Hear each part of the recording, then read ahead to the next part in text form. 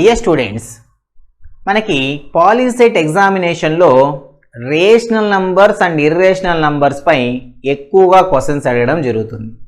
కాబట్టి మనం rational numbers and irrational numbers గురించి డీటెయిల్డ్గా తెలుసుకోవాలన్నమాట. ఓకేనా? సో రేషనల్ నంబర్ అంటే ఏంటి, ఇర్రేషనల్ నంబర్ అంటే ఏంటి, దీని గురించి ఆల్రెడీ మనం ప్రీవియస్ వీడియోస్లో డిస్కస్ చేసాం. మళ్ళీ ఒకసారి ఇక్కడ డిస్కస్ చేద్దాం. సో అసలు రేషనల్ నంబర్ అనేది ఏంటంటే, ఏదైతే నంబర్ని మనం p/q ఫామ్లో ఎక్స్ప్రెస్ చేయగలుగుతామో దాన్ని రేషనల్ నంబర్ అని, ఏదైతే నంబర్ని p/q ఫామ్లో ఎక్స్ప్రెస్ చేయలేమో దాన్ని ఇర్రేషనల్ నంబర్ అని అంటాం. ఫర్ ఎగ్జాంపుల్ ఈ p/q అంటే మనం తీసుకున్న నంబర్స్ ఏంటి. ఫర్ ఎగ్జాంపుల్ నేను 2 తీసుకున్నాను అనుకోండి, 2ని ఇలా ఫ్రాక్షన్లో రాయగలనా అంటే రాయగలను. ఎలా? 2ని 2/1 అని కూడా రాయొచ్చు కదా. 2/1 వాల్యూ ఎంత? 2నే కదా. కాబట్టి 2ని నేను p/q ఫామ్లో ఎక్స్ప్రెస్ చేయగలిగాను కదా. కాబట్టి మనకు ఉన్నటువంటి ఇంటిజర్ వాల్యూస్ ఏవైతే ఉన్నాయో ఆ ఇంటిజర్స్ అన్నిటినీ కూడా మనం రేషనల్ నంబర్స్ అని చెప్పొచ్చు. ఓకే, మరి 1/2, 1/3, 1/4 ఇలాంటి ఫ్రాక్షన్స్ ఉన్నాయి కదా, అవి రేషనల్ నంబర్స్ అవుతాయా లేదా ఇర్రేషనల్ నంబర్స్ అవుతాయా అనేటువంటి డౌట్ రావచ్చు మీకు. సో అలాంటి ఫ్రాక్షన్స్ని మనం ఎలా చెప్తామంటే by using the decimal expansion. దాని యొక్క డెసిమల్ ఎక్స్పాన్షన్ని బేస్ చేసుకొని అది రేషనల్ నంబరా ఇర్రేషనల్ నంబరా అని మనం చెప్పొచ్చు అనమాట. ఎలా అంటే ఈ డెసిమల్ ఎక్స్పాన్షన్ అనేది మనకి 2 టైప్స్లో ఉంటుంది. One is terminating decimal, second one is non terminating decimal. అసలు ఈ టర్మినేటింగ్ అంటే ఏంటి, నాన్ టర్మినేటింగ్ అంటే ఏంటి అంటే, టర్మినేటింగ్ అంటే మనం ఒక ఫ్రాక్షన్ని డివైడ్ చేసినప్పుడు పాయింట్ తర్వాత అంటే డెసిమల్ పాయింట్ ఏదైతే ఉందో ఆ డెసిమల్ అనేది పాయింట్ తర్వాత స్టాప్ అయితే, అంటే ఒక పాయింట్ తర్వాత ఎండ్ అయినట్లయితే దాన్ని టర్మినేటింగ్ అని, అది అలా ఎండ్ అవ్వకుండా కంటిన్యూ అవుతూనే ఉంటే దానికి ఎండ్ అంటూ లేకపోతే దాన్ని మనం ఏమంటామంటే నాన్ టర్మినేటింగ్ డెసిమల్ ఎక్స్పాన్షన్ అంటాం. సో ఫర్ ఎగ్జాంపుల్ నేను 1/2 తీసుకున్నాను అనుకోండి. 1/2ని డివైడ్ చేస్తే మనకు వచ్చేటువంటి వాల్యూ ఏంటి, 1ని 2తో డివైడ్ చేస్తున్నాం. 1 అనేది 2తో డైరెక్ట్ డివైడ్ అవ్వదు. సో 0 పాయింట్ తీసుకున్నాం అనుకోండి, 10 అవుతుంది. సో 2 5s are 10 కదా. అంటే 1/2 యొక్క వాల్యూ ఎంత? 0.5. ఈ డెసిమల్ అనేది మీరు గమనిస్తే పాయింట్ తర్వాత ఉన్నటువంటి డెసిమల్ ఎక్స్పాన్షన్ గమనిస్తే అది 5 దగ్గర ఎండ్ అయిపోయింది, అంటే ఒక పాయింట్ దగ్గర స్టాప్ అయింది. దీన్ని టర్మినేటింగ్ డెసిమల్ అని అంటాం. ఓకేనా? అలానే ఫర్ ఎగ్జాంపుల్ 1/5 తీసుకున్నాను అనుకోండి, 1ని 5తో డివైడ్ చేస్తే మీకు వచ్చే వాల్యూ ఏంటి? 0.2 వస్తుందన్నమాట. అంటే ఇక్కడ డెసిమల్ ఎక్స్పాన్షన్ 2 దగ్గర స్టాప్ అయిపోయింది. కాబట్టి దీన్ని కూడా మనం టర్మినేటింగ్ డెసిమల్ అని చెప్తాం. ఓకే, అలానే 1/8 తీసుకున్నారనుకోండి, 1/8 వాల్యూ ఏంటి? 0.125. సో మీరందరూ కూడా దీన్ని డివైడ్ చేసి చూడొచ్చు. డివిజన్స్ తెలుసు కదా అందరికీ. ఓకే, సో ఇది 125 అంటే 3 డిజిట్స్ దగ్గర ఎండ్ అయిపోయింది. కాబట్టి ఇది కూడా ఏంటి? Terminating decimal. ఇలా ఏదైతే టర్మినేటింగ్ డెసిమల్స్ ఉన్నాయో సో అలాంటి ఫ్రాక్షన్ అంటే p/q ఫామ్లో ఉన్నటువంటి వీటిని మనం ఏమంటాము అంటే రేషనల్ నంబర్స్గానే కన్సిడర్ చేస్తాం. అర్థమైందా? ఇదొకటి. ఇంకొకటి ఏంటంటే మనకి నాన్ టర్మినేటింగ్ కూడా ఉండొచ్చు. నాన్ టర్మినేటింగ్ అంటే ఏంటి? ఫర్ ఎగ్జాంపుల్ నేను 1/3 తీసుకున్నాను అనుకోండి. 1/3 వాల్యూ ఏంటి? మనకి సమ్ 0.3333 ఇలా వస్తూనే ఉంటుంది. ఎందుకు అంటే 1ని 3తో డివైడ్ చేస్తే సో 0 తీసుకుని 10 అవుతుంది.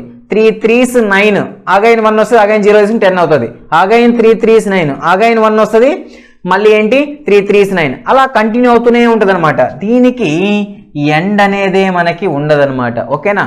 అలా ఎండ్ లేని దాన్ని మనం ఏమంటాము అంటే నాన్ టర్మినేటింగ్ అని అంటాం.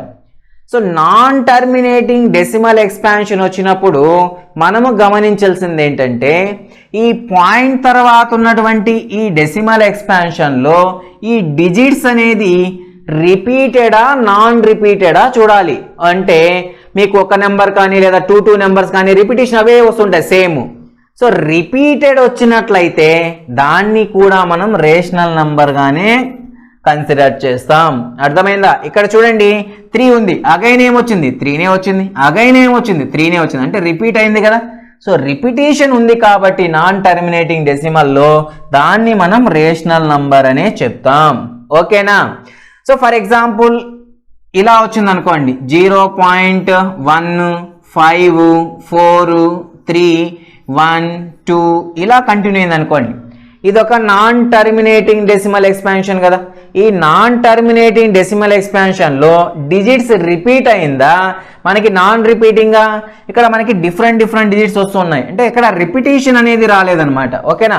సో ఇలా ఉంటే దాన్ని మనం ఎలా కన్సిడర్ చేస్తామంటే ఇర్రేషనల్ నెంబర్. అర్థమైందా? సో ఇక్కడ మీరు గుర్తుపెట్టుకోవాల్సిన పాయింట్స్ ఏంటి? ఒకటి p/q ఫామ్లో ఎక్స్ప్రెస్ చేయగలిగిన దాన్ని మనం రేషనల్ నంబర్ అని అంటాం. సో మనం ఇంటిజర్స్ తీసుకుంటే వాటన్నిటినీ కూడా మనం ఏం చేయొచ్చు, p/q ఫామ్లో ఎక్స్ప్రెస్ చేయొచ్చు. ఎందుకంటే అన్నిటికీ by 1 తీసుకున్నట్లయితే p/q ఫామే అవుతుంది. కాబట్టి all integers are rational numbers. Okay, first point. Now the second point is ఏంటంటే డెసిమల్ ఎక్స్పాన్షన్ని బేస్ చేసుకొని ఇది రేషనలా ఇర్రేషనలా అని చెప్పగలుగుతాం. ఓకేనా? సో ఇందులో డెసిమల్ ఎక్స్పాన్షన్ తీసుకున్నప్పుడు ఒక ఫ్రాక్షన్ టర్మినేటింగ్ అవ్వచ్చు, నాన్ టర్మినేటింగ్ అవ్వచ్చు. టర్మినేటింగ్ అంటే ఏమంటున్నాం, మనం డివైడ్ చేస్తే ఒక నెంబర్ని మనకేంటి పాయింట్ తర్వాత అది ఒక పాయింట్ దగ్గర ఎండ్ అయితే టర్మినేటింగ్ అని, ఎండ్ అవ్వకుండా కంటిన్యూ అయితే దాన్ని నాన్ టర్మినేటింగ్ డెసిమల్ ఎక్స్పాన్షన్ అని చెప్తాం. ఇక్కడ టర్మినేటింగ్ డెసిమల్ ఎక్స్పాన్షన్ ఉంటే దాన్ని రేషనల్ నెంబర్ గాను, నాన్ టర్మినేటింగ్ డెసిమల్ ఎక్స్పాన్షన్లో డిజిట్స్ రిపీట్ అయితే దాన్ని కూడా రేషనల్ నెంబర్ అని అంటాం. అదే డిజిట్స్ అనేటివి నాన్ రిపిటేషన్ ఉన్నట్లయితే దాన్ని ఇర్రేషనల్ నంబర్ అని అంటాం. అర్థమైందా? సో డెసిమల్ ఎక్స్పాన్షన్ని బేస్ చేసుకొని మనం ఇలా తీసుకోవచ్చు అనమాట. ఇది క్లియరా? అర్థమైంది అందరికీ? ఈ పాయింట్స్ నోట్ చేసుకున్నారా? ఓకే. సో ఇప్పుడు ఈ డెసిమల్ ఎక్స్పాన్షన్ని బేస్ చేసుకొని రేషనల్ నంబర్స్లో మనకి కొన్ని క్వశ్చన్స్ అడుగుతూ ఉంటారు అనమాట. సో కాబట్టి ఒక 2 ఇంపార్టెంట్ పాయింట్స్ ఉన్నాయి, అదొకసారి మనం డిస్కస్ చేద్దాం ఇక్కడ. అదేంటంటే first point, every rational number can be express in the form of p/q. ఇది మనకు తెలుసు. రేషనల్ నంబర్ ప్రతి ఒక్కదాన్ని మనం ఎందులో p/q ఫామ్లో ఎక్స్ప్రెస్ చేస్తాం. And their decimal expansion may be terminating or non terminating and repeating. మనం ఇందాకే డిస్కస్ చేసాం. రేషనల్ నంబర్ అనేది మనం కన్సిడర్ చేయాలి అంటే ఒకటి ఏదైనా సరే నంబర్ని మనం p/q ఫామ్లో ఎక్స్ప్రెస్ చేయగలిగితే దాన్ని రేషనల్ నంబర్ అని. సెకండ్ థింగ్ ఏంటి, డెసిమల్ ఎక్స్పాన్షన్ తీసుకున్నప్పుడు మనం ఫ్రాక్షన్ని డివైడ్ చేసినప్పుడు 1/2 అని కాదు, ఎగ్జాంపుల్ కోసం చెప్పాను అనమాట. ఫ్రాక్షన్ని మనం డివైడ్ చేస్తే 2 టైప్స్ రావచ్చు అన్న. One is terminating decimal expansion, second one is non terminating decimal expansion. So terminate అయినా దాన్ని రేషనల్ నంబర్ అని, నాన్ టర్మినేటింగ్ ఉన్నప్పుడు రిపిటేషన్ ఉండాలి డిజిట్స్లో. అలా రిపిటేషన్ ఉంటే దాన్ని మనం ఏమంటామన్నా రేషనల్ నంబర్స్. సో ఈ 3 పాయింట్స్ జాగ్రత్తగా గుర్తుపెట్టుకోండి. So any number it can be expressed in the form of p/q, then it is considered as rational number. By using the decimal expansion, any fraction is divided, then we get a terminating decimal expansion or non-terminating decimal expansion. So we get terminating decimal expansion, it is considered as a rational number. Okay, so we get non-terminating decimal expansion, the digits are repeated, then it is also considered as rational numbers. అర్థమైందా? So ఈ point మనకి most important అన్నమాట, ఎగ్జామినేషన్లో అడుగుతుంటాడు. దీన్ని జాగ్రత్తగా గుర్తుపెట్టుకోండి. Okay.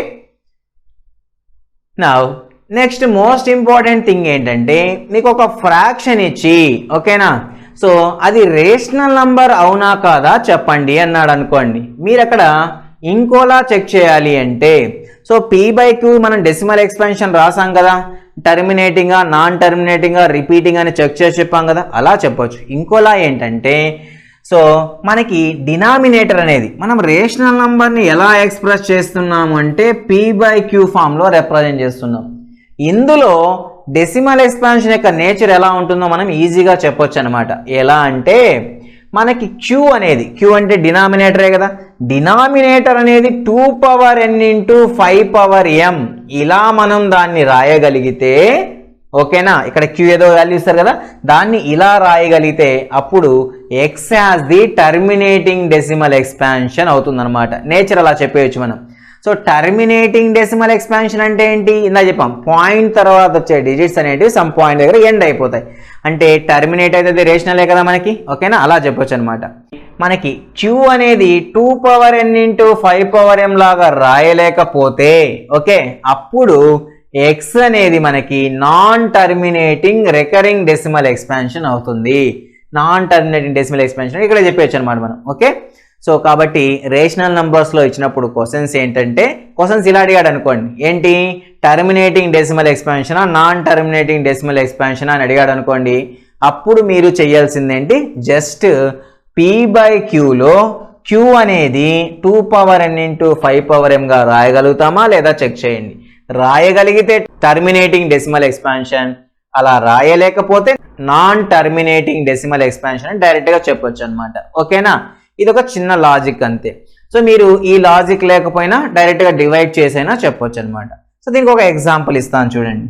For example 17/8 అనేది నేను ఇక్కడ తీసుకున్నాను అనుకోండి. ఓకేనా, ఇది ఒక p/q ఫామ్లో ఉన్నట్టే కదా, ఇది ఒక p/q ఫామ్లో ఉన్నటువంటి నంబర్. సో ఇది ఇప్పుడు టర్మినేటింగ్గా నాన్ టర్మినేటింగ్గా అంటే దీన్ని యూజ్ చేసుకొని చేద్దాం. ఇక్కడ q అంటే ఏంటి, ఈ డినామినేటర్లో ఉన్నది మనకి ఏంటంటే q అనమాట, ఇది మనకి p అనమాట. దీంతో మనకు అవసరం లేదు, ఫస్ట్ ఇది కావాలి. దీన్ని ఏ ఫామ్లో రాయాలంటున్నాను, 2n × 5m. ఓకేనా, సో ఇప్పుడు 8ని నేను ఫ్యాక్టరైజేషన్ చేశాను అనుకోండి. సో ఫ్యాక్టరైజేషన్ అనే కాన్సెప్ట్ ఇంకొకటి ఉంది మనకి, అక్కడ మనం దాన్ని డీటెయిల్గా డిస్కస్ చేద్దాం. అంటే దీన్ని ప్రోడక్ట్ ఆఫ్ ది ప్రైమ్స్గా రాయాలి, ప్రైమ్ ఫ్యాక్టరైజేషన్ కూడా అంటాం అనమాట. ఓకేనా, ప్రోడక్ట్ అంటే మల్టిప్లై చేయడం అనమాట. 8ని మన సమ్ నెంబర్స్ యొక్క ప్రోడక్ట్గా కూడా రాయొచ్చు అనమాట. ఓకే, సో దీన్ని ఫస్ట్ 2తో డివైడ్ చేశాను అనుకోండి. 2తో డివైడ్ చేస్తే 2 4 = 8, అగైన్ 4ని 2తో డివైడ్ చేయొచ్చు కదా, 2 2s 4. ఓకేనా, సో కాబట్టి 8ని ఎలా ఎక్స్ప్రెస్ చేయొచ్చు అంటే 2 × 2 × 2గా రాయొచ్చు. ఓకేనా, సో 8 = ఏంటి, 2 × 2 × 2 ఎన్ని టైమ్స్ ఉంది, 3 టైమ్స్, కాబట్టి 2³ అని రాయొచ్చు. సో 8 = 2³ మనకి ఏ ఫామ్లో ఉండాలంటున్నాం, 2n × 5m, 2n వచ్చింది ఇంటూ 5n అంటే 5/0 అని రాయొచ్చు కదా. ఇక్కడ 5/0 వాల్యూ ఎంత, 1 కదా. సో 1 × 2³ 2³ అవుతుంది. కాబట్టి 8ని మనం ఎలా ఎక్స్ప్రెస్ చేయొచ్చు అంటే ఇలా ఎక్స్ప్రెస్ చేయొచ్చు. So this equals to 17 divided by 2³ × 5/0. So క్యూని మనం 2n × 5m ఫామ్లో మనం ఎక్స్ప్రెస్ చేయగలిగాం కాబట్టి మన ఇక్కడ ఎలాంటి డెసిమల్ ఎక్స్పాన్షన్ వస్తుంది, టర్మినేటింగ్ డెసిమల్ ఎక్స్పాన్షన్ వస్తుంది. అర్థమైందా? సో ఇంకొక ఎగ్జాంపుల్ ఇస్తాను చూడండి మీకు. 29 డివైడెడ్ బై 343. ఓకేనా, ఇదొక p/q ఫామ్లో ఉన్న నెంబర్ ఇచ్చాను. ఇప్పుడు ఇక్కడ టర్మినేటింగ్ డెసిమల్ వస్తుందా నాన్ టర్మినేటింగ్ వస్తుందా మనం చెప్పవచ్చు. మీరు యాక్చువల్గా ఏంటి, ఇది మీ కాన్సెప్ట్ తెలియకపోయినా ఏం చేయొచ్చు, ఈ రెండింటిని డివైడ్ చేసి, అంటే 29ని 343తో డివైడ్ చేసి చెప్పేయచ్చు అది టర్మినేటింగ్ నాన్ టర్మినేటింగ్ అని. ఇక్కడ కూడా అంతే, 17ని 8తో డివైడ్ చేసి మీరు అది టర్మినేటింగ్గా నాన్ టర్మినేటింగ్గా చెప్పొచ్చు. ఎలా, 17ని మనం 8తో డివైడ్ చేయొచ్చు కదా. సో మనకి ఇక్కడ ఏమొచ్చింది, దీని నుండి నేచర్ ఏం చెప్పాం మనం, టర్మినేటింగ్ డెసిమల్ అని చెప్పాం కదా. సో ఇక్కడ ఏంటంటే 17/8, సో 8తో 17ని డివైడ్ చేద్దాం. 8 2s ఎంత, 16, రిమైండర్ ఎంత, 1. ఓకేనా, పాయింట్ తీసుకుంటే 10. సో 8 1s ఎంత, 8. ఓకేనా, సో రిమైండర్ ఎంత, 2. పాయింట్ తీసుకున్నాం కాబట్టి 0. తర్వాత 8 2s ఎంత, 16, రిమైండర్ ఎంత, 4. నెక్స్ట్ 0 తీసుకుంటే 8 5s ఎంత, 40. ఓకేనా, సో 8 5s 40, రిమైండర్ 0. అంటే సో 17/8 వాల్యూ ఎంత, 2.125. సో డెసిమల్ ఎక్స్పాన్షన్ టర్మినేటింగా నాన్ టర్మినేటింగా, ఇది ఒక పాయింట్ తర్వాత ఎండ్ అయిపోయింది కాబట్టి ఇది టర్మినేటింగ్. ఇలా చేసి చెప్పొచ్చు మనం, కానీ సింపుల్గా ఒక లాజిక్ని బేస్ చేసుకొని చెప్పడం కోసం ఈ ఫార్ములాస్ని మనం ఇలా యూజ్ చేస్తున్నాం. ఓకే, ఇప్పుడు 29/343 చేద్దాం. సో 343 దీని ఫస్ట్ 2తో డివైడ్ చేయొచ్చా? చేయలేం. 2తో డివైడ్ అవ్వాలంటే ఏంటి? Last digit must be even number అయి ఉండాలి. 3 ఈవెన్ నంబర్ కాదు కాబట్టి ఇది 2తో డివైడ్ అవ్వదు. మీరు చేసినా కూడా 2తో డివైడ్ అవ్వదు. 3తో డివైడ్ అవుతుందా? 3తో డివైడ్ అవుతుందంటే డివిజిబిలిటీ రూల్ తెలుసుంటే ఫాస్ట్గా చేయొచ్చు అనమాట మనం. 3 యొక్క డివిజిబిలిటీ రూల్ ఏం చెప్తుంది? ఈ డిజిట్స్ అన్నిటిని యాడ్ చేస్తే అది 3తో డివిజిబుల్ అయ్యేలా ఉంటే ఈ నెంబర్ 3తో డివిజిబుల్ అవుతుంది. 3 + 4 7, 7 + 3 10. 10 3తో డివిజిబుల్ అవుతుందా? కాదు, కాబట్టి 3తో డివిజిబుల్ కాదు. సరే 5 ప్రైమ్ నెంబర్స్ ఇవే కదా, 5తో డివిజిబుల్ అవుతుందా? ఇది 5తో డివిజిబుల్ కాదు. ఎందుకు? లాస్ట్ డిజిట్ 5 అన్నా అవ్వాలి, 0 అన్నా అయితే అప్పుడు 5తో డివిజిబుల్ అవుతుంది, కాబట్టి ఇది 5తో కూడా డివిజిబుల్ కాదు. మరి 7తో ఒకసారి చెక్ చేద్దాం. ఓకేనా? 7 4s ఎంత? 7 4 జా 28. సో 34లో 28 తీస్తే 6 ఉంటుంది, 63 అవుతుంది. 7 9 జా 63. నెక్స్ట్ అగైన్ 7th వెళ్తుంది, ఇది 7 7 జా 49. ఓకేనా? సో 343ని మనం ఎలా రాయొచ్చు? 7 × 7 × 7గా రాయొచ్చు, అంతేనా? సో కాబట్టి 7 ఎన్ని టైమ్స్ ఉంది? 3 టైమ్స్, అంటే 7 క్యూబ్. 343 7 క్యూబ్కి ఈక్వల్. సో ఈ క్యూని మనం 2n × 5m రాయగలిగామా? అంటే 2 × 5 ఆ ఫామ్లో ఉండాలి. కాబట్టి ఇక్కడ మనకి ఏమొస్తుంది?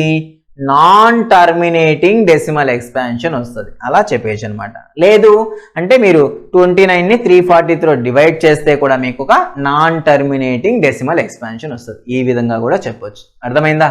సో ఇది మీకు ఫైనల్గా రేషనల్ నంబర్స్ పై మనకు అడిగేటువంటి క్వశ్చన్స్. అర్థమైందా? సో ఇక్కడ మీరు గుర్తుపెట్టుకోవాల్సిన పాయింట్స్ ఏంటి ఒక్కసారి మనం రివైజ్ చేద్దాం. పాయింట్ నెంబర్ 1, ఏదైనా సరే నంబర్ని మనం p/q ఫామ్లో రిప్రజెంట్ చేయగలిగితే దాన్ని రేషనల్ నంబర్ అంటాం. First thing. Second point, based on decimal expansion rational నంబర్స్ని ఎలా డిఫైన్ చేస్తామంటే డెసిమల్ ఎక్స్పాన్షన్ టర్మినేటింగ్ డెసిమల్ అయినట్లయితే, టర్మినేటింగ్ అనే వర్డ్ మీకు గుర్తుండాలి. టర్మినేటింగ్ అంటే ఏంటి? పాయింట్ తర్వాత ఉన్నటువంటి డెసిమల్ ఒక పాయింట్ తర్వాత ఎండ్ అయితే టర్మినల్ ఎక్స్పాన్షన్. సో అలా టర్మినేట్ అయితే కూడా అది రేషనల్ నంబర్ అవుతుంది. Next third point, non terminating అయినట్లయితే అంటే డెసిమల్లో మనకి ఒక పాయింట్ తర్వాత అది ఎండ్ అవ్వకుండా కంటిన్యూ అవుతూ ఉంటే అందులో నంబర్ రిపీటెడ్ నంబర్స్ వస్తాయి, అంటే రిపిటేషన్ అనేది వచ్చినట్లయితే అప్పుడు దాన్ని మనం ఏమంటాము అంటే రేషనల్ నంబర్గానే కన్సిడర్ చేయొచ్చు. ఓకేనా? సో మనం వాల్యూస్ని ఈ డెసిమల్ ఎక్స్పాన్షన్లో వాల్యూస్ని డివైడ్ చేయకుండానే అది టర్మినేటింగా నాన్ టర్మినేటింగ్ అని మాత్రమే అడిగాడా అంటే అప్పుడు మనం ఏం చేయాలి అంటే జస్ట్ ఈ లాజిక్ని అప్లై చేయొచ్చు. ఏంటి? డినామినేటర్ని మనం 2n × 5m రాయగలిగితే టర్మినేటింగ్ అని, అలా రాయలేకపోతే నాన్ టర్మినేటింగ్ డెసిమల్ ఎక్స్పాన్షన్ అని ఈజీగా చెప్పేయచ్చు అనమాట. అర్థమైందా? సో ఇది మనకి రేషనల్ నెంబర్స్ యొక్క కాన్సెప్ట్. ఇందులో మనకి క్వశ్చన్స్ అడుగుతుంటారు, చాలా జాగ్రత్తగా గుర్తుపెట్టుకోవాలి. అర్థమైందా? సో ఇవన్నీ పాయింట్స్ కూడా మీరు జాగ్రత్తగా నోట్ చేసుకోండి.